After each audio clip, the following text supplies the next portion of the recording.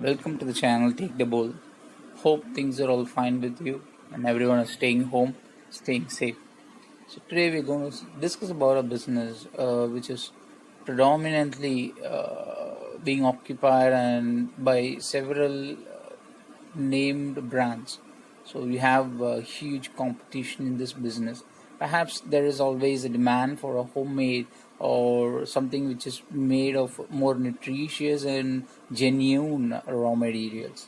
So it's always a history learning process where a specific food product which has the affinity of the people just because it's been created by someone with the natural ingredients without any preservative or too much of added additives in it.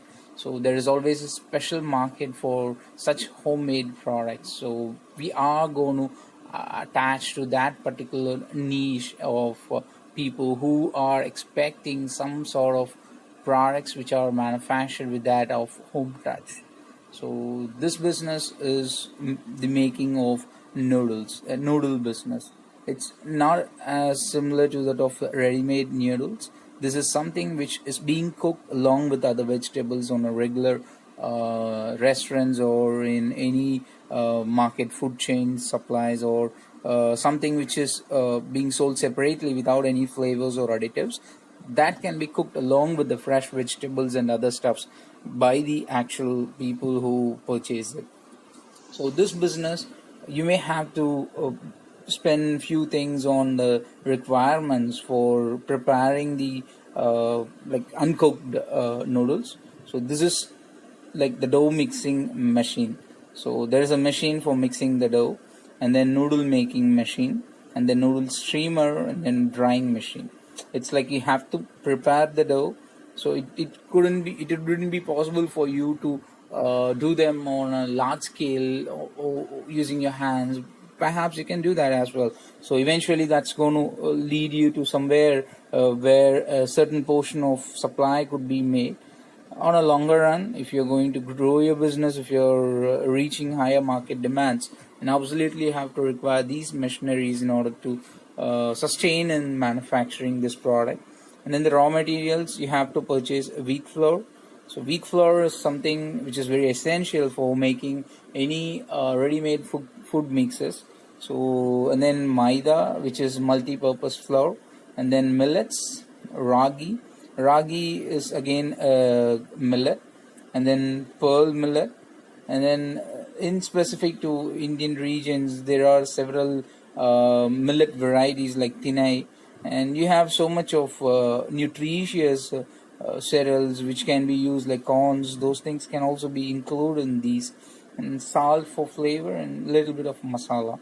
So masalas can be some sort of specific flavor, or that can be a mix of combination or a combination of flavors. So that depends on your marketing ability and your clients or customers requirement, because it's like an innovative trial and error concept where you have to do R&D every now and then. Something has to be launched on a smaller scale and see like how it's being received by the people and how the people react towards that product, and later on again you have to implement at a little bit increased stage and slowly you have to launch them on a large scale. So before implementing any new flavors or anything which is not from the regular pattern, something out of the box, always try to be on the safer side to make it a smaller launch and to reach maximum number of people with the understanding of their requirements, and then give it a heavy bang. So that's still definitely rocking the industry. And then the investment part is something like 40,000 rupees to 60,000 rupees, which would come somewhere like 1,000. Yep. So somewhere less than $1,000 US dollar, and you can do that in a home setup. It is not that you have to have some commercial setup. You can do that in a home setup, normal regular cottage industry setup as well. So it's just a normal power consumption. If it is a commercial like electricity line, so that should be good enough.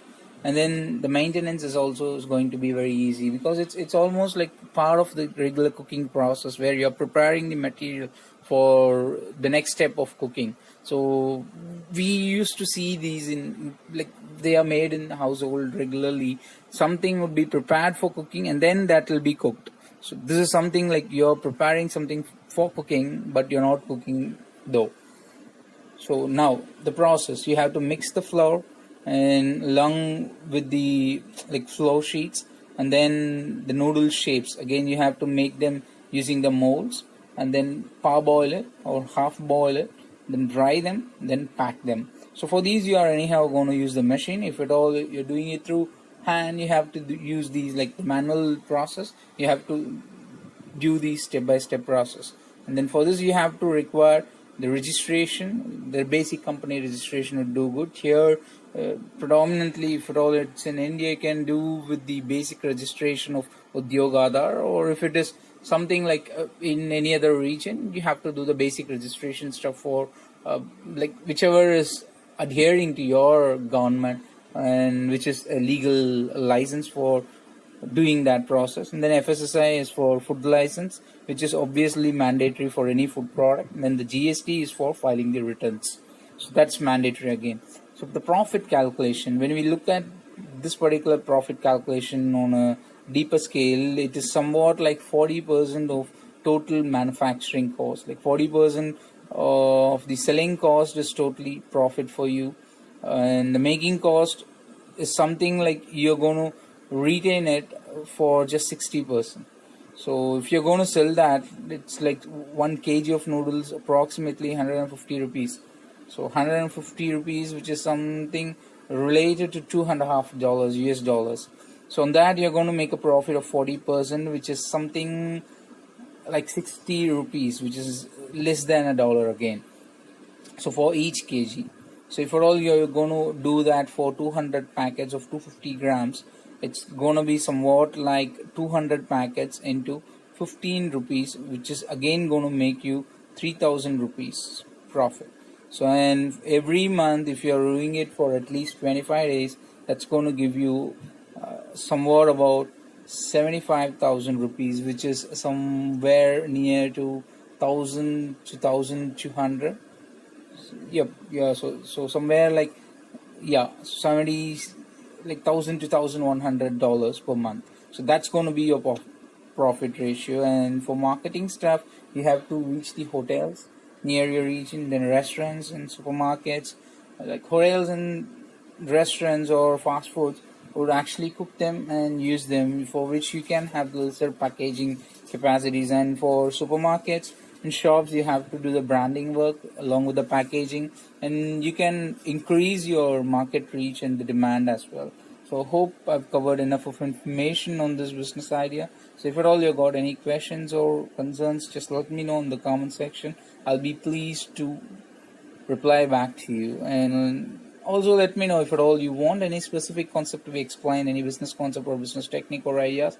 I'll be pleased to search through whatever knowledge I've got, and I'll try to get more information and give as much as I can in this channel. So see you soon. Take care. Bye bye.